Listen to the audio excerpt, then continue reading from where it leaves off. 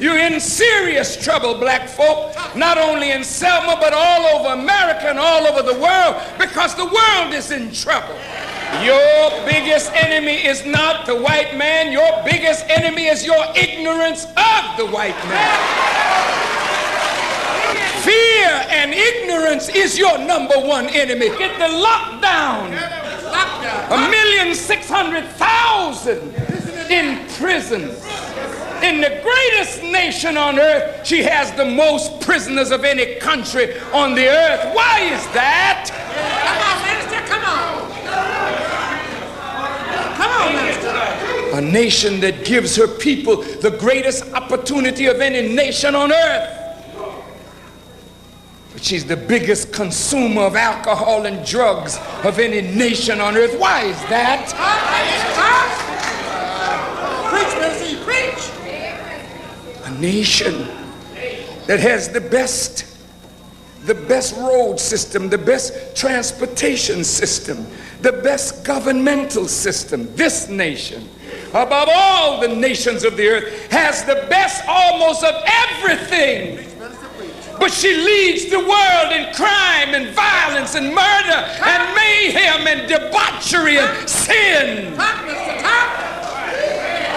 Why, God, would you send down a decree of death on the United States of America? You better listen, because after I finish and leave, God is going to answer every word that I say here in Selma and in Alabama. Watch the weather and see.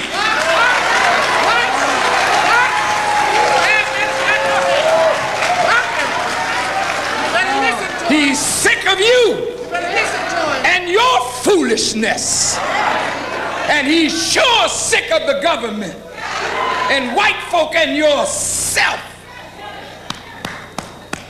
Applause for your hypocrisy, talking about how things have gotten better. Talk, minister, talk. Patting yourself on the cheek like you did something. Bring it up. What did you do? Black folk had to die to go to toilet with you. Go ahead. Black folk had to die to drink a cup of water out of a fountain. Black folk had to die to vote for the mess that they voted into office. What did you do? Talk, minister, talk. What did you do? You hate my people. You smile. Your fathers were more honest. Yes, yes, sir. Say that.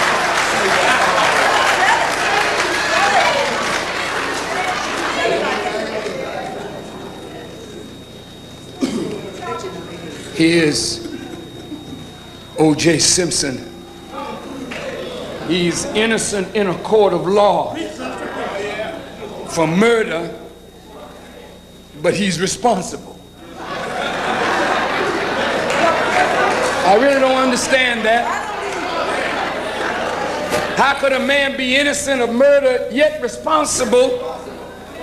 And they put him on the stand and asked him, did you hit her? He said, well, I'm responsible. He couldn't say yes. He didn't want to say yes. He knew he hit the girl. He knew he beat the girl. Tell the truth. But beating his wife don't mean he killed her. But I'm satisfied. Go ahead.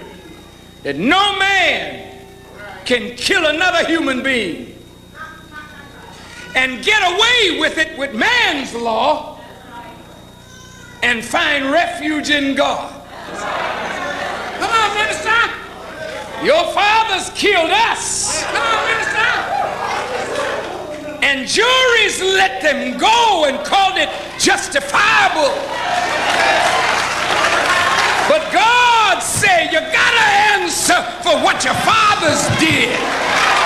Yes, sir. You're not to blame, but you're responsible.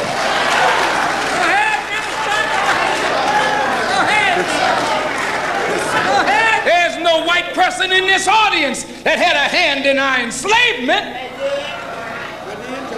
They're innocent. No, this generation did not do that. But they're responsible for keeping you in the miserable condition that slavery put you in. So how are you, the sons and daughters, any better than your fathers? Got to see that. Go ahead.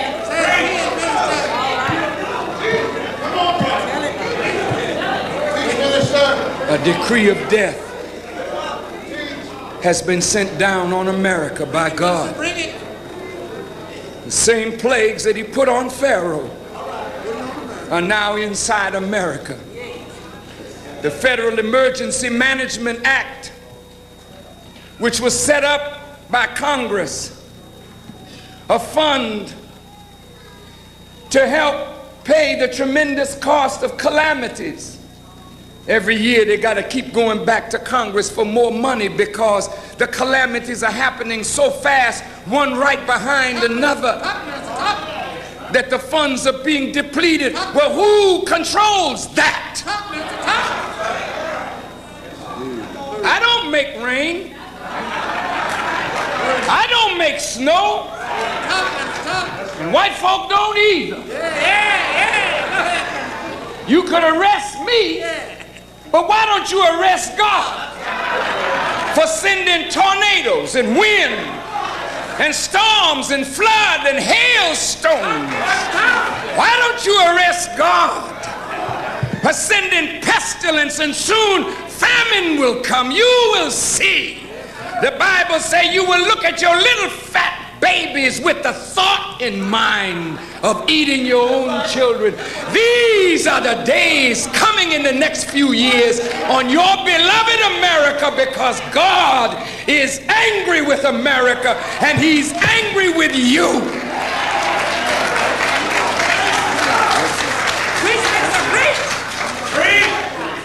Woe to the shepherds who feed themselves and not the flock. Should not the shepherd feed the flock? Hey, minister, go ahead. If a man is in sin, Ezekiel said, and you warn him not, he will surely die. But I will require his blood at your hands. But if he's in sin and you warn him, and he fails to change, then he will surely die, but you have saved your soul.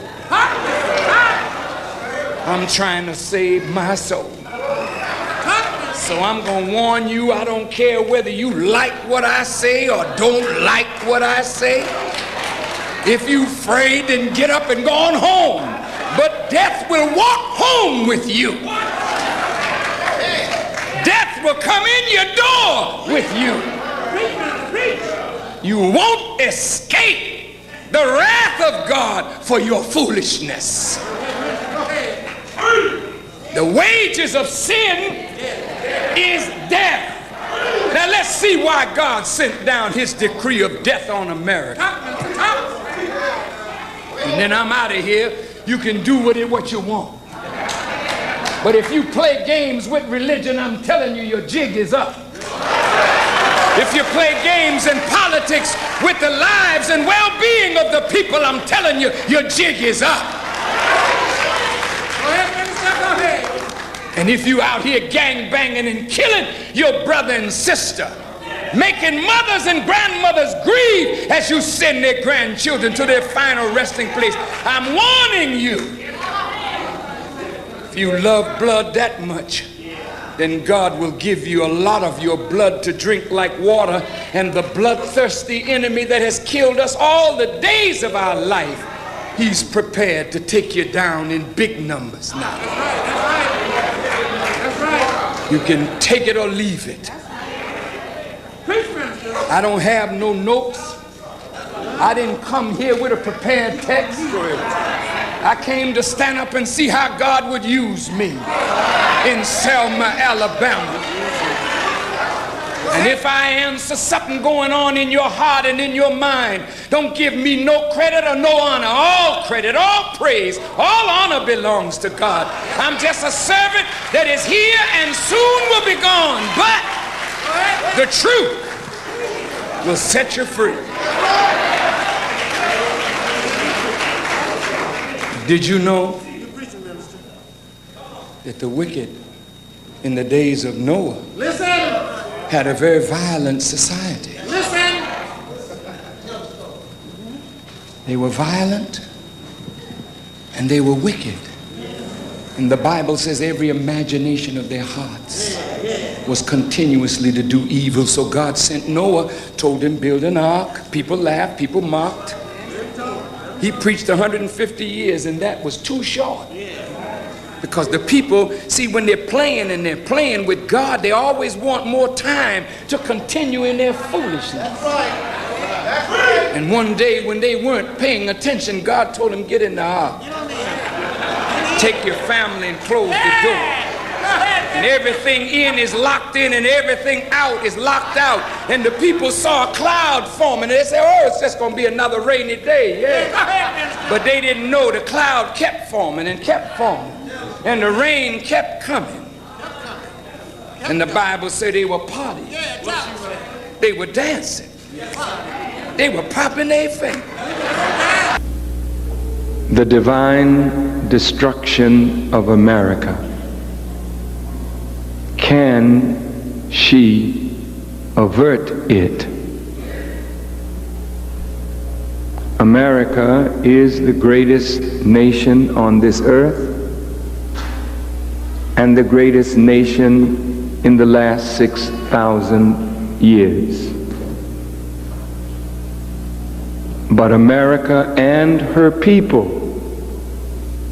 which includes you, face divine destruction.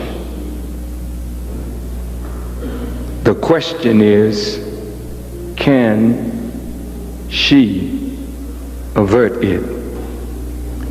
In the Holy Quran, in the 7th surah or chapter, in the 34th verse, it reads, and every nation has a term. So when its term comes, they cannot remain behind the least while, nor can they precede it. If every nation has a term, does America have a term?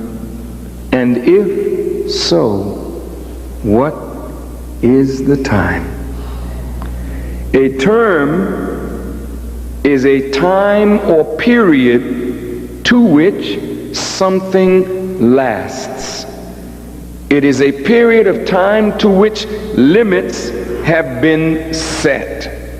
Conditions or stipulations limiting what is proposed to be granted or done. So if every nation has a time to which some limits have been set, what time is it for America? And what limits have been set? In the book of Revelations, the 13th chapter, the 18th verse, it reads, here is wisdom. Let him that hath understanding count or calculate the number of the beast, for it is the number of a man 666.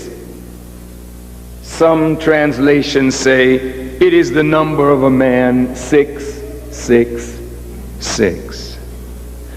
The word calculate is trying to teach us that we must ascertain the beast and the man by mathematical methods. We have to compute now what this number means. Here is wisdom. Let him that hath understanding count, calculate the number of the beast. The beast and his term has to be calculated, for the beast number is the number of a man. 666.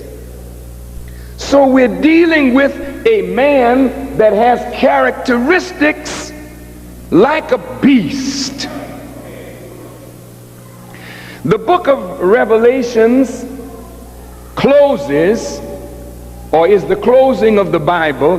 It talks about 4 beasts. One of those beasts more terrible than the others.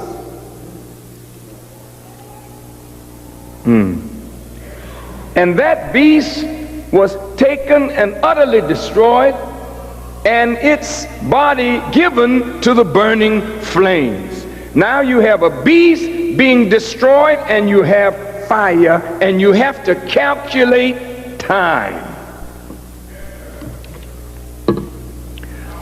Now, the Honorable Elijah Muhammad is a principal helper in this calculation. And most of us, as black people in America, have not understood the Honorable Elijah Muhammad, nor have we understood his value to us to get us through what's about to come down on America.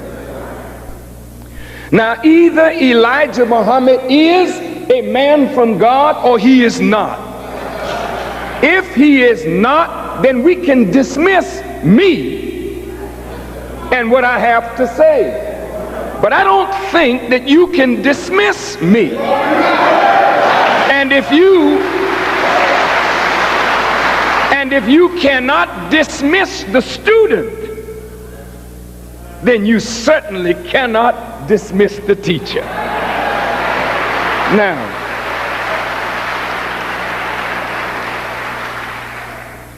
we have these numbers: 666. The Honorable Elijah Muhammad has taught us that what we are entering into now is the judgment of the present world and its order. This world belongs to the Caucasian people.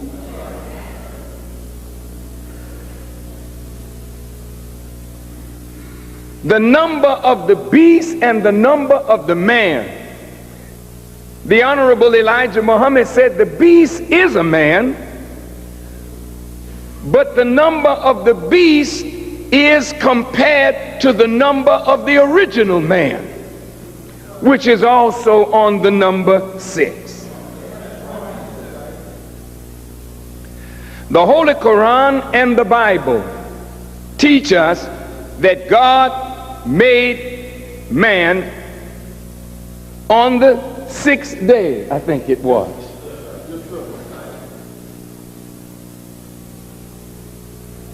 The Holy Quran, well, the Bible says he made everything in 6 days. The Holy Quran says that Allah created the heavens and the earth in 6 periods of time. So 6 is the number of the originator, and 6 is the number of the beast. The Honorable Elijah Muhammad taught us that the white race is not a natural man, but a man that came through a process of birth control, through a system of grafting. You can take it or leave it. The white people are not an ancient people, they are a new people on our earth. So the first 6, which is 600, could refer to the 600 years that it took on the island of Patmos or Pelan to graft this new people out of the original. Some of the foolish among us make mockery of these teachings of the Honorable Elijah Muhammad.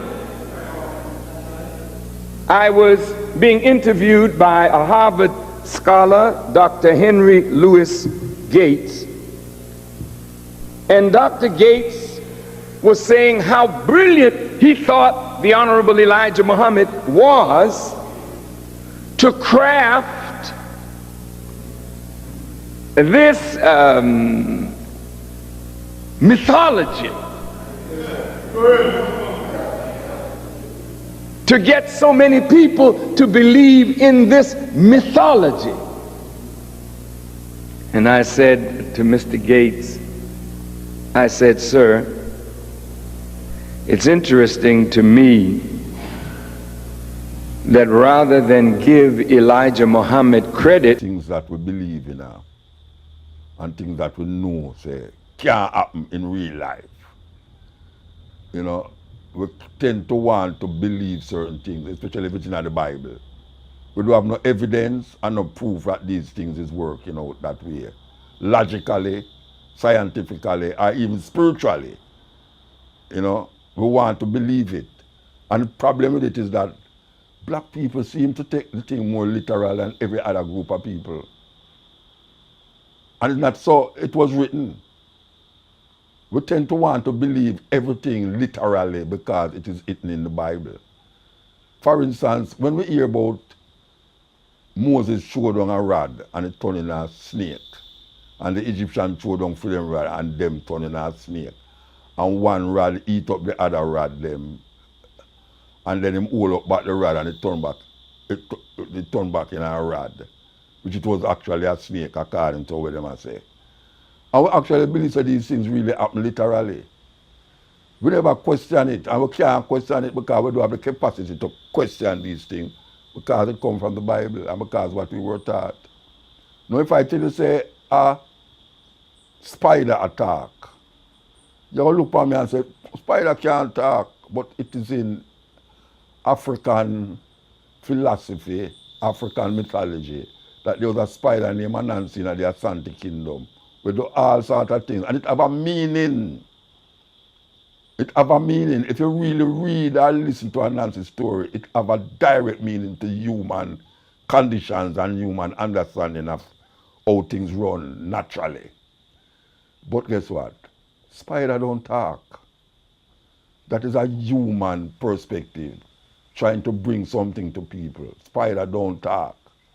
And just like how we don't believe that spider talk, why would we want to believe that a donkey talk or a snake talk?